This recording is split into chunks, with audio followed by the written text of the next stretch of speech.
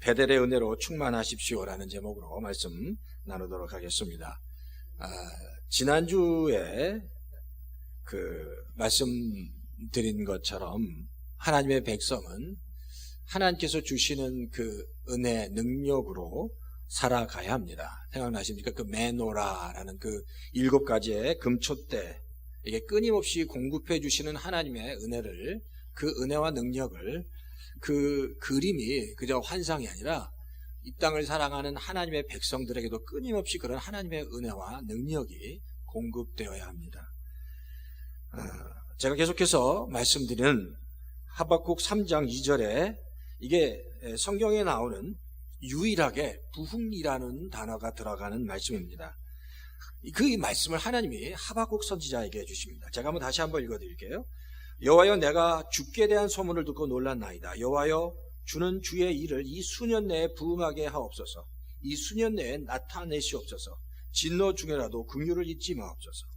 사실 이 하박국 선지자가 정말 간절한 심정으로 부흥케 해달라고 이 이야기는, 사실 이 상황 자체가 이스라엘의 무슨 수적인 부흥을 요구한 게 아니었습니다. 우리가 너무 잘 아는 것처럼 하박국 선지자 이 당시에는 주변의 바벨론과 애굽과 그 강대국의 강력한 어떤 대치, 그리고 전쟁들 가운데 몹시 지쳐 있었을 때 하박국 선지자는 하나님께 요청한, 하나님 진정한 부흥이 있게 해달라고.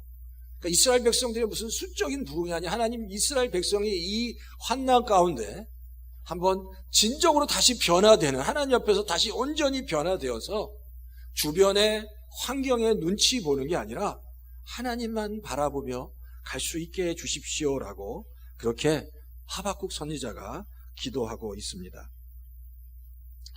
사실 부흥과 관련된 찬양을 보면 나로부터 시작되리라는 찬양이 있습니다. 그런데 이 나로부터 시작되리라는 찬양의 후렴구를 보면 바로 이렇게 계속 후렴구에서 이렇게 찬양합니다.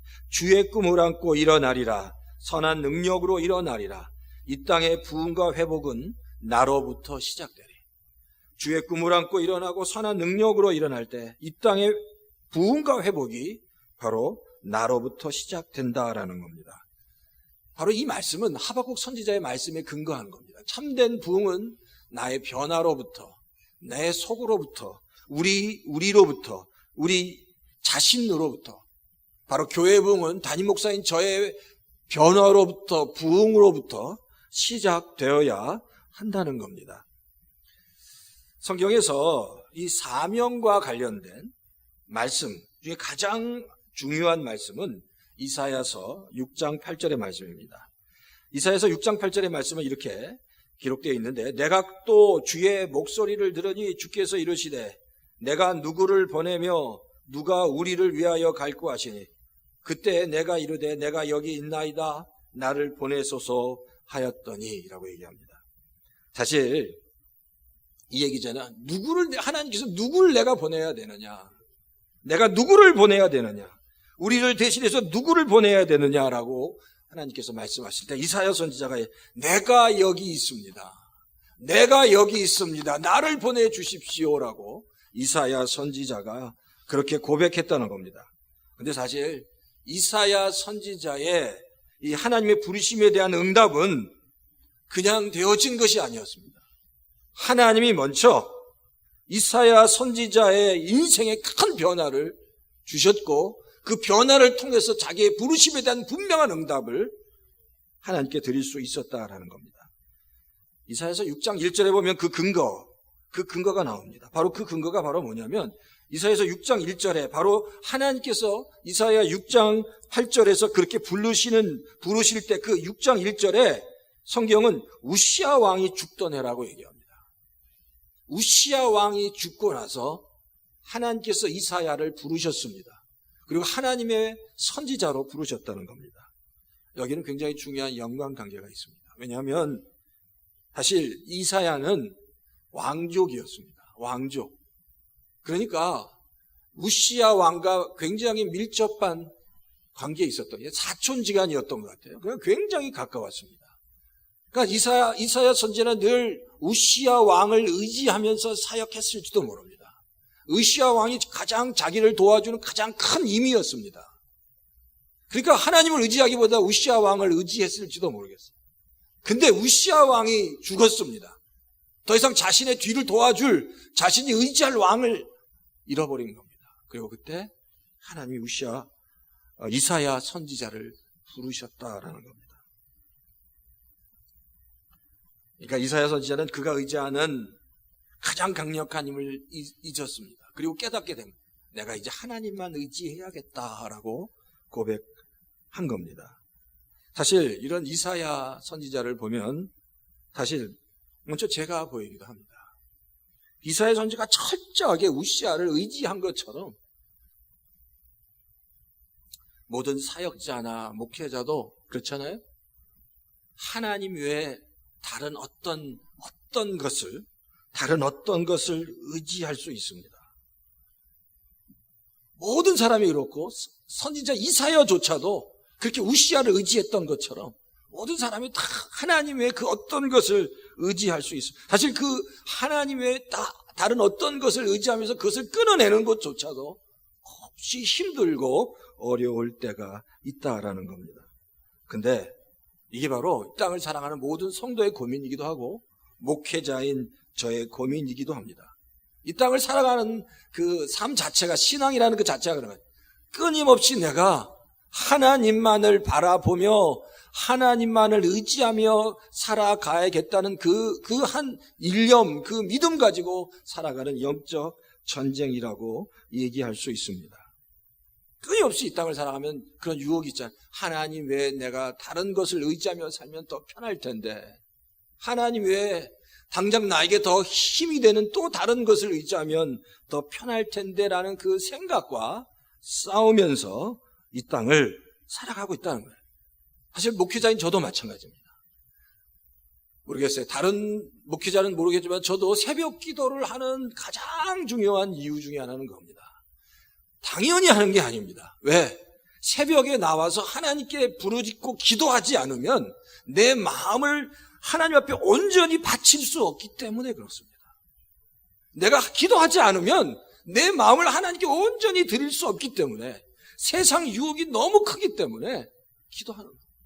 그래, 기도해야 다시 한번 내 마음의 중심을 하나님께 드리고, 하나님 오늘 하루도 내가 하나님만 바라보며 살겠습니다 라고 고백해야 그 하루를 승리할 수 있기 때문이다 라는 겁니다. 그러니까 사실 그래요. 사실 담임 목사, 그리고 목사인 저도 이 땅을 사랑하면서 이렇게 유혹이 심한데, 그리고 기도하지 않으면 이게 그냥 어떻게 될지 모르는데, 성도님 역시 마찬가지일 거예요. 치열하게 이 땅에서 일을 하면서 그 일들을 그냥 일하면서 정신없이 일하면서 그 와중에도 끊임없이 하나님께 집중한다는 것은 정말로 힘든 일이라는 거예요. 정말로.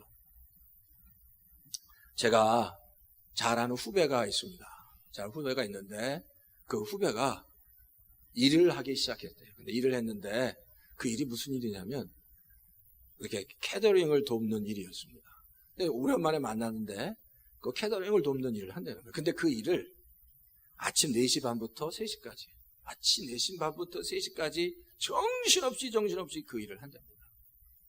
쉴 새 없이 음식 만들고 그걸 가지고 배달하고 다시 또 배달한 걸 어떻게 또 수금하고, 그러면서 그 일이 너무너무 힘들다라는 이야기를 들었습니다.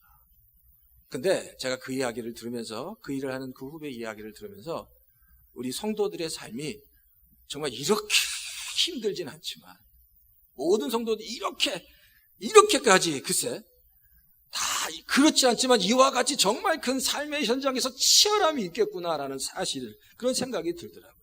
그러니까 제가 이렇게 신방을 가끔 하면서 우리 집사님과 얘기하면서, 우리 장로님도 제가 보면 아침 시작부터 퇴근할 때까지 제대로 이렇게 전화할 시간이 없더라고요. 그러니까 치열하게 일을 하는 겁니다. 치열하게. 근데 그렇게 치열하게 일하면서 그 중에서 하나님께 집중한다는 것이 정말 쉽지 않을 겁니다. 근데 성도로 부름을 받았으면 그럼에도 불구하고 하나님께 나가야 된다는 겁니다. 그게 하나님이 우리에게 주신 사명인 것 같아요. 사실 오늘 본문에 보면 그렇게 치열한 삶을 산 인생이 나옵니다. 이제 야곱이에요, 야곱. 야곱은 어떻게 보면 굉장히 이기적입니다. 그리고 욕심이 너무 많고요. 아주 탁월한 사기꾼 기질을 가지고 있는 인물이 야곱입니다. 근데 야곱이야말로 정말 치열하게 살았습니다. 이기적이긴 하고 굉장히 사업수단도 좋고 욕심이 많았죠. 정말 치열하게 자기가 갖고 싶은 것은 꼭 갖고야만은 사람이었고 치열하게 산 사람 중에 한 사람이었습니다.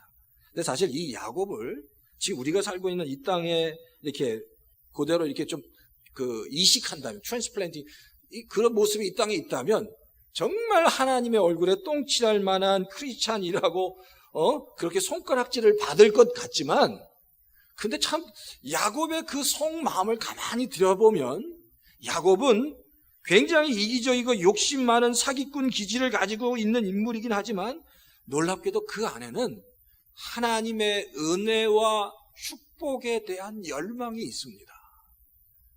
하나님 앞에서 하나님이 얼마나 두려운 분이신지를 야곱은 알고 있었습니다. 참 이게 야곱이란 인생의 아이러니입니다.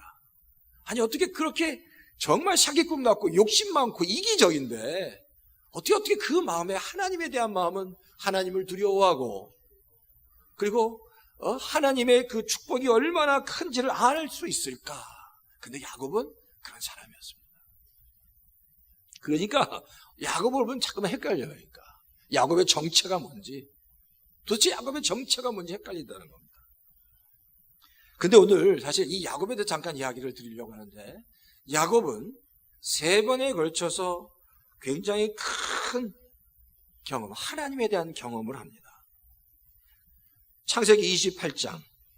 첫 번째 경험이 창세기 28장에 나오는데 이것은 야곱이 베델에서 하나님을 만나는 장면입니다.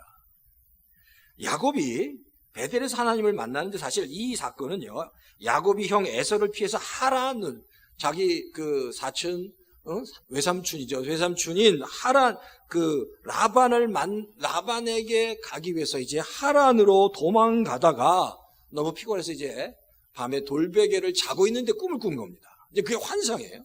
근데 하나님이 거기서 사닥다리에서 오락내리락 하시면서 야곱에게 말씀하시는데 이렇게 말씀하십니다. 내가 너의 자손이 티끌같이 되고 복을 받게 될 것이고 내가 너와 함께 있을 것이고 어디로 가든지 너와 함께 있고 내가 너를 반드시 지키겠다라고, 그리고 내가 너를 떠나지 않겠다고 말씀하십니다. 그러니까 야곱은 그런 꿈과 환상을 보면서 기절을 하는 거죠. 하나님을 처음 만난 겁니다. 자기는 정말 이렇게 하나님이 직접 나타나서 이렇게 말씀하실지는 몰랐어요. 그러니까 하나님에 대한 두려움은 있었지만 하나님의 그 축복이 얼마나 큰지는 몰랐지만 환상으로 나타나서 말씀하시니까 너무 놀랐습니다. 그래서 그곳에 조그만 단을 세우고 그것을 야곱이 벳엘이라고 불러요. 근데 베델의 뜻이 뭔지 아세요? 베델, 하나님의 집이라는, 베트라는 게 집이거든요. 그러니까 엘이 하나님의 집이라고 야곱이 그것을 불렀다라는 겁니다. 야곱은 그곳에서 하나님을 만났습니다. 근데 놀라운 건 그래요. 야곱이 그곳에서 하나님을 만난 이유는 바로 형 에서와 아버지 이삭을 속이고 하란으로 도망치다가 베델에서 주님을 만났다는 겁니다. 근데 야곱의 인생을 가만히 살펴보면 꼭 야곱이 겪는 큰 위기 가운데 하나님을 만납니다. 큰 위기 가운데 하나님을 만나고 회복됩니다. 두 번째 야곱의 놀라운 하나님에 대한 경험은 외삼촌 라반을 피해서 이제 하란에서 가나안 땅으로 오는 겁니다.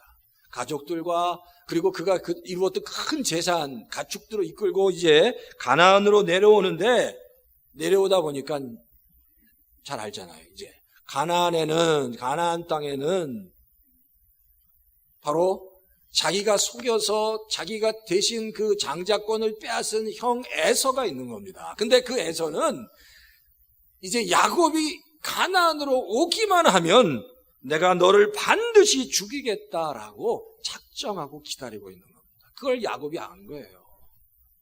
그러니까 가나안으로 가긴 가야 하는데 가면 형한테 붙잡혀 죽을 게 뻔한데 아무리 야곱이 강력하고 많은 군사가 있고 힘이 있어도 형 에서를 당할 수 없다는 것을 자기가 안 거예요. 이제 내가 죽는구나, 끝났구나. 정말 이제 더 헤아날 수 없는 위기 가운데 야곱이 봉착했을 때 야곱이 야복강 그 앞에서 하나님을 만납니다. 잘 아시죠? 하나님을 만나서 밤새도록 씨름을 합니다. 하나님과 밤새도록 씨름을 하면서 저 살려주십시오. 하나님 살려주지 않으면 제가 이 하나님을 놓지 못합니다. 천사랑 씨름하면서. 그것을 이제 하나님이 놔주시고 야곱을 이스라엘이라고 바꿔주세요. 그리고 야곱이 그 은혜를 받고 그것을 브니엘이라고 합니다. 브니엘이라는 얘기는 하나님의 얼굴이라니, 하나님의 얼굴. 그러니까 이 얘기는 야곱이 하나님의 내가 얼굴을 직접 대면했다라는 얘기예요. 그러니까 정말로 큰 축복을 받았습니다. 그리고 나서 에서를 만났는데 에서가 야곱을 만나기만 하면 죽일 듯 했는데 그 에서가 야곱과 화해를 하는 거예요. 기적이 일어나는. 그러니까 하나님의 축복이 야곱에게 또 임한 거예요. 놀라운 건 절대절명의 위기 가운데 있는데 그 위기를 다시 하나님의 축복으로 만들어 주셨다라는 겁니다. 세 번째 야곱의 하나님에 대한 놀라운 경험, 부흥은 야곱이 이제 돌아오면서 지금 야곱이 가야 될 길이 뭐냐면 예전에 하나님이 경험했던 베델이었습니다.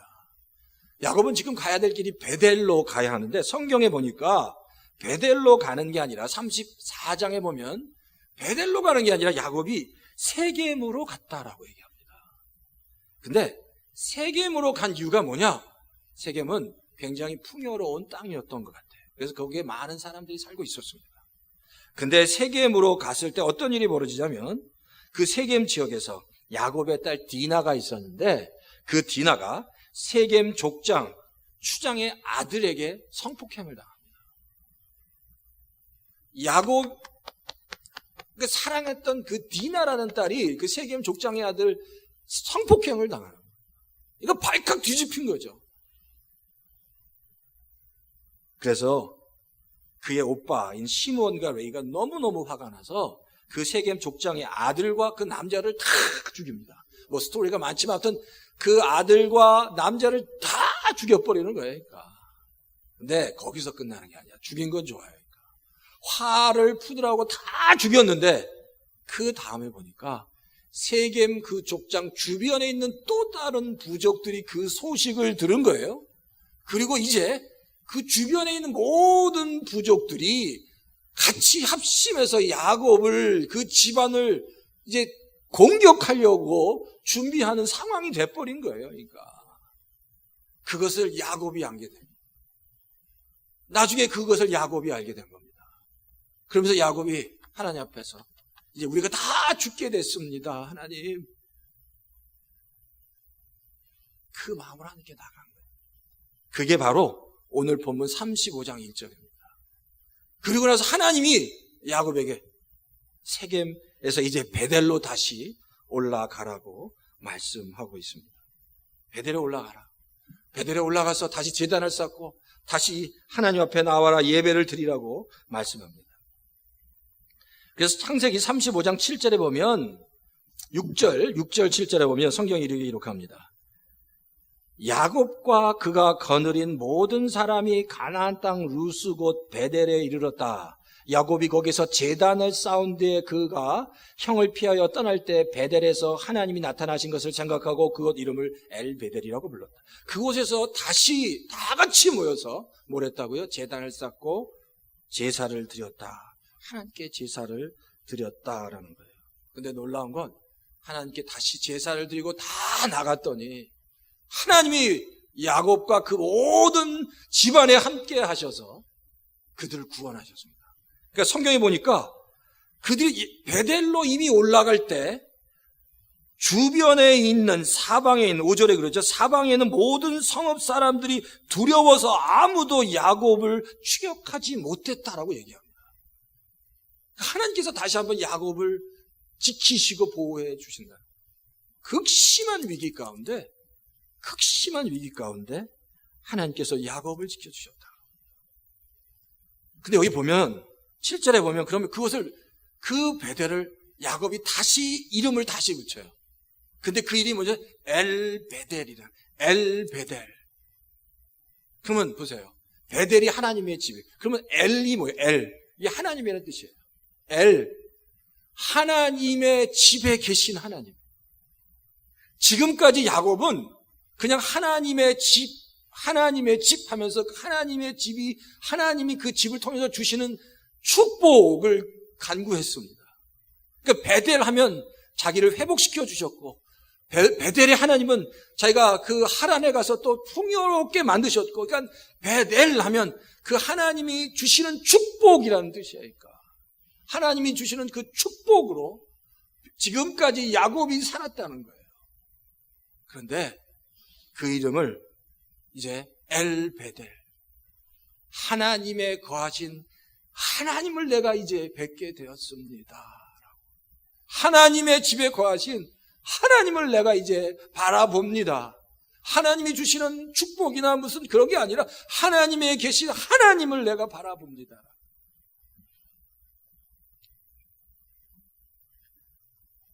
우리가 그런 것 같아요. 이 땅을 살아가면서 우리 성도님들이 정말 아침부터 저녁까지 치열하게 일하면서 하나님께서 또 우리에게 필요한 것들을 공급해 주십니다.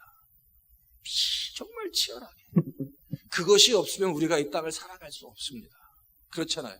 제가 그 후배 이야기를 들으면서, 그리고 우리 집사님들 이야기를 들으면서 이 삶이라는 게 치열하게 살지 않으면 살아갈 수 없습니다. 근데 사실 치열하게 살아가면서 내가 버는 그 모든 것들도 다시 하나님께서 주시는 거예요. 우리를 통해서 하나님이 주시는 거예요. 그러니까 그게 뭐냐면 베델에서 주시는 하나님의 축복이다라는 거예요. 베델에서 주시는 하나님의 축복을 통해서 우리가 이 땅을 살아간다는 겁니다. 그게 있어야 합니다. 하나님이 공급해 주시는 그 하나님의 축복이 있지 않으면 우리가 이 땅을 살아갈 수 없습니다. 근데 중요한 건 이거예요. 하나님이 우리가 이 땅을 살아가면서 이 땅에 필요한 것들을 공급해 주시는 그 하나님의 축복만으로는 우리가 이 땅에 살아갈 수 없다는 겁니다. 바로 그 눈이 야곱에게 열린 거예요. 지금까지 야곱은 베델의 축복으로 살아간 겁니다. 하나님의 축복으로, 베델의 축복으로 살아갔습니다. 그게 전부인 줄 알아. 이건 하나님이 주시는 거니까, 하나님이 공급해 주시는 거니까 그걸 감사하며 살아간 거예요. 근데 지금 창세기 35장에 야곱의 눈이 바뀐 겁니다. 그것만으로 되는 게 아니구나. 엘베델, 하나님의 집에 거하신 하나님을 내가 바라봐야 되는구나. 그 하나님을 내가 만나야 되는구나. 그 하나님을 경험해야 되는구나. 그 하나님의 집에 거하신 하나님이 나를 정말 살리는 거구나. 그게 하나님의 은혜구나 라는 사실을 야곱이 깨달아. 성도님들이 이 땅을 살아 정말 치열하게 열심을 다해서 아침부터 저녁까지 일하시는 거 다 압니다. 그래서 하나님이 주십니다. 근데 이 땅을 살아가는 성도에게 정말 그 하나님을 만나는 경험, 그렇잖아요. 그 물질로 채울 수 없는, 그 세상이 주는 것으로 채울 수 없는 그 무엇이 내 안에 있는데 하나님만이 채울 수 있는, 하나님의 은혜만이, 하나님의 사랑만이, 하나님의 그 인재만이 채울 수 있는 그 안에 하나님을 만나야 내가 살아갈 수 있는 겁니다. 하나님만이 공급해 주시는 것으로. 그게 바로 엘베델이라는, 그 엘베델의 하나님을 야곱이 경험했다라는 겁니다. 우리 열린교회 성도 여러분, 우리가 이 모양 저 모양으로 많이 힘들고 어렵습니다. 이 땅을 살아가는 자체가 다 힘듭니다. 어떻게 보면 성도님도 힘들고 신앙생활을 하는 것도 힘듭니다. 그런데 아무리 힘들지만 우리의 믿음은, 우리의 마음의 중심은 그럼에도 불구하고 가장 풍성하신 강력하신 하나님 안에 그 엘베델 되시는 하나님을 바라보면, 보고 나가면 야곱이 그 위기 때마다 다시 구원하시고 회복해 주시는 놀라운 역사가 있었던 것처럼 하나님은 반드시 우리 열린 교회를 통해서 이 엘베델의 역사가 일어날 줄 믿습니다. 그리고 우리 열린 교회 모든 성도들이 이 엘베델의 하나님을 통해서 다시 새롭게 하나님을 만나고 경험하고, 여러 가지 힘든 것 같아도 다시 그 엘베델에서 만난, 야곱이 만난 그 하나님을 다시 만나고 다시 회복되는 역사. 놀랍게 야곱은 큰 위기 때마다 더 강력한 하나님을 만납니다. 창세기 28장에는 그냥 베델에서 하나님을 만났습니다. 또 창세기 32장에서는 더 강력하게 야복강에서 그 위기 가운데 하나님을 만납니다. 35장에서 이제 완전히 온 가족이 몰살될 상황 속에서 다시 하나님을 더 강력한 하나님을 만나면서 결국 하나님 야곱을 이스라엘로, 정말 하나님께서 기뻐 받으실 만한 순전한 믿음의 사람 이스라엘로 삼아 가시는 것을 우리가 볼 수 있다. 우리의 삶 가운데 어떤 어려운 일들 가운데 하나님 이렇게 어려우니까 이제 힘들 거야, 어려울 거야, 안 될 거야 라고 생각하는 것은 하나님을 믿지 않는 겁니다. 힘들어도 야곱에게 보여주신 하나님처럼 내가 이런 힘들고 어려운 고난 가운데 있어도 하나님은 그 위기 가운데 다시 더 강력한 하나님의 영광과 은혜를 드러내실 겁니다. 믿음을 가지고 그 하나님을 바라보는 성도를 향해서 하나님은 더 놀라운 일들을 행하실 줄 믿습니다. 바라기는 우리 열린교회 성도님들이 그 하나님, 엘베델의 하나님, 그 하나님을 만나고 경험하시는 하나님 성도님 다 되시기를 주의 이름으로 축원합니다.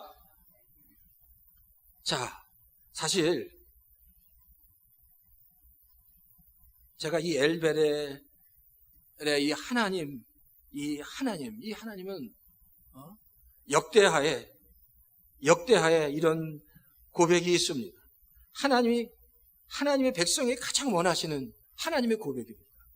내 이름으로 일컫는 내 백성이 그들의 악한 길에서 떠나 스스로 낮추고 기도하여 내 얼굴을 찾으면 내가 하늘에서 듣고 그들의 죄를 사하고 그들의 땅을 고치겠다. 하나님의 마음입니다. 그들이 내 얼굴을 구하면, 그들을 낮춰서 내 얼굴을 구하면 하늘에서 듣고 내가 그 죄를 사하고 그 땅을 고쳐주겠다라고.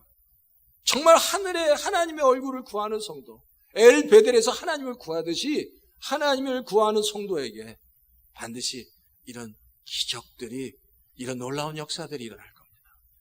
우리가 하나님을 바라봐야 됩니다. 신앙생활하면서 그렇잖아요. 그 하나님 바라봐야죠. 그렇죠? 그 하나님 바라보고 나가시는 우리 열린교회 모든 성도님 다 되시기를 주의 이름으로 축원합니다. 여기서 사실 야곱이 만난 하나님의 그 패런이 있어요. 아까도 이 패런을 가만히 보면 야곱은 더 놀랍게 고난과 역경 속에서, 위기 속에서 더 큰 부흥을 이루었다는 겁니다. 참 미스테리입니다. 야곱은 더 큰 고난이 올수록 더 큰 하나님, 더 큰 부흥, 더 큰 축복을 경험했다는 겁니다. 그러니까 야곱은 철저하게 위기 속에서, 고난 속에서 하나님을 경험합니다.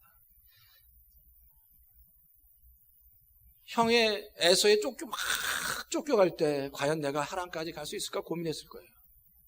야복강 앞에서 내가 이래 형한테 이제 죽게 될지도 모르겠구나라고 생각했을 거예요.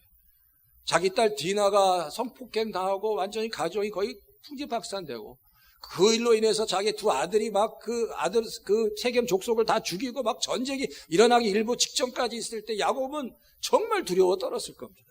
근데 하나님은 놀랍게 그런 위기를 통해서 야곱이 하나님을 놀랍게 경험하는 재료로 삼아주셨다는 겁니다. 그러니까 이게 참 신비로운 게, 성도들이 경험하게 되는 위기, 때때로 교회가 경험하게 되는 위기는 하나님의 더 큰 축복을 받게 되는 재료가 된다는 사실입니다. 이게 정말 영적인 비밀이에요. 그러니까 성도가 경험하는 고난과 위기는 때때로 놀랍게 하나님께서 쓰시는 축복의 재료 도구가 되신다는 겁니다.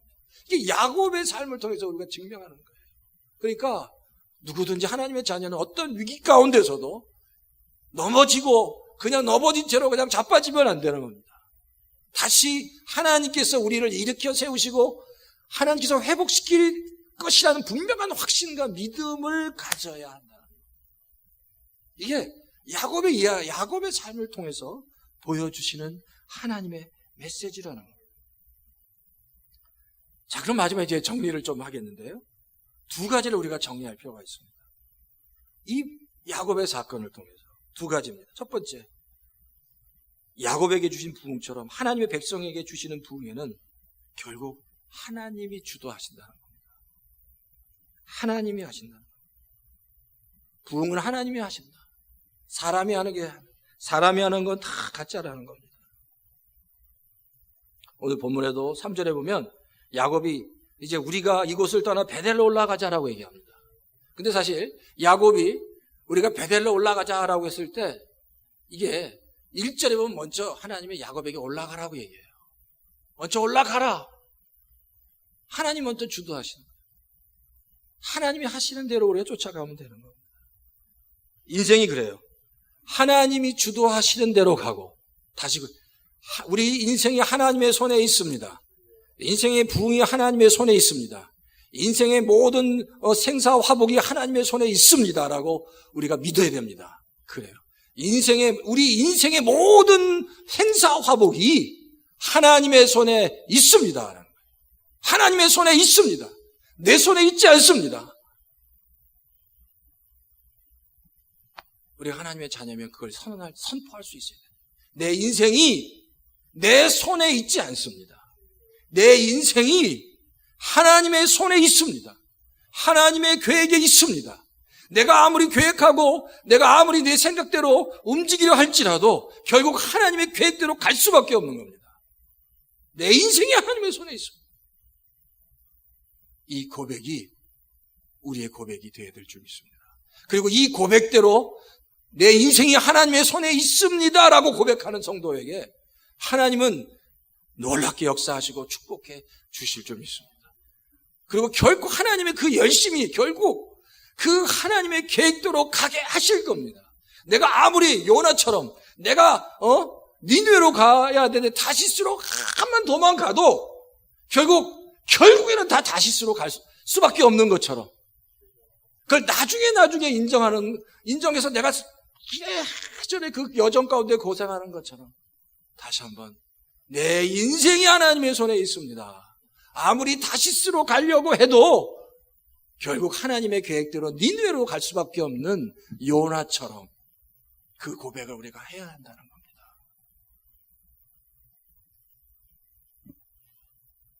두 번째는 예배에 대한 회복입니다.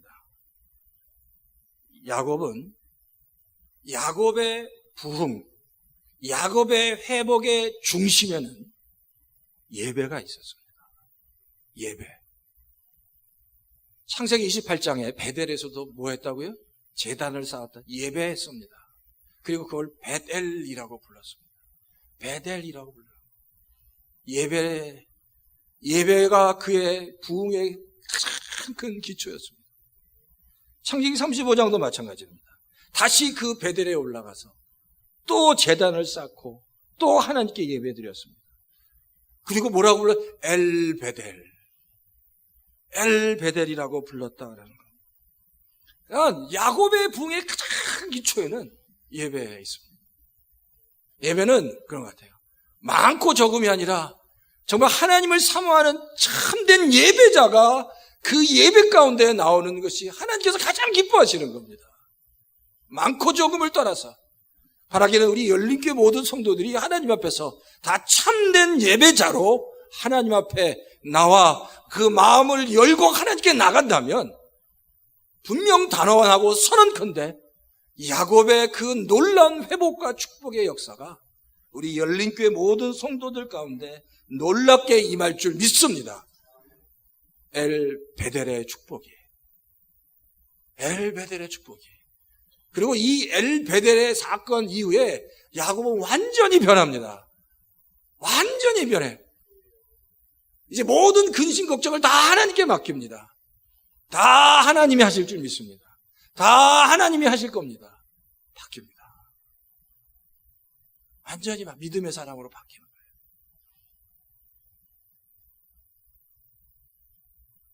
거예요. 예배가 살아야 됩니다. 제가 소원하는 거 그래요. 제가 우리 중보기도 팀에도 기도하고 부탁드리는 기도.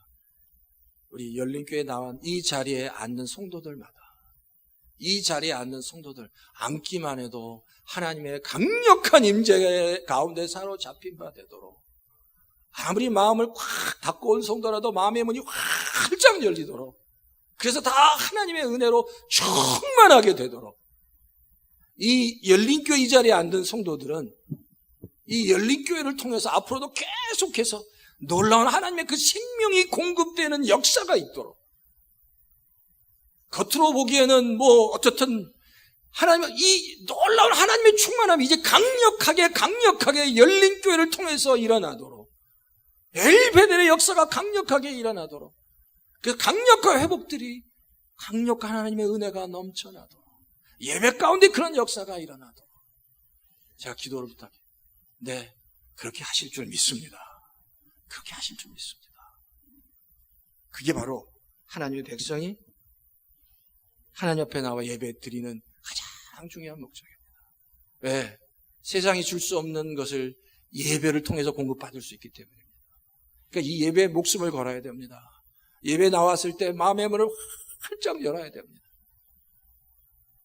바라기는 정말 예배 가운데 놀랍게 변하는 야곱과 같은 그런 정말 산 증인들이, 우리 열린교회 모든 성도님들이 정말 그 야곱과 같은 산 증인이 되기를 주의 이름으로 축원합니다. 예배 가운데 하나님이 살아계심을 이제 막 전하고, 정말 내가 예배 가운데 하나님을 만나고 하나님의 생명의 부음을 받았습니다라는 그런 고백들이 넘쳐나는 우리 열린교회 성도님 다 되시기를 주의 이름으로 축원합니다. 우리가 부르질 않겠지만 정말 저에게도 한 소원이 있습니다. 우리를 사용하소서라는 찬양이 있는데요, 이 찬양의 내용이 이래요. 우리에겐 소원이 하나 있네. 주님 다시 오늘 그날까지 우리 가슴에 새긴 주님의 사랑, 나의 교회를 사랑케 하네. 주의 교회를 향한 우리 마음, 희생과 포기와 가난과 고난, 하물며 죽음조차 우리를 막을 수 없네. 우리 교회는 이 땅의 희망. 교회를 교회되게, 예배를 예배되게 우리를 사용하소서. 진정한 부흥의 날 오늘 이루도록 우리를 사용하소서. 교회가 교회되는, 열린교회가 정말 교회가 교회되고 예배가 예배되고, 앞으로도 계속하고 오늘 내일 올해 내년 또 그 다음에 하나님의 이 열린교회를 통해서 하나님의 놀라운 역사가, 살리는 역사가 일어나기를 소망합니다. 정말 진정한 교회가 교회되고 예배가 예배돼서 하나님의 은혜가 넘치는, 정말 하나님의 그 소원을 드리는 그런 열린교회 되기를 주의 이름으로 축원합니다.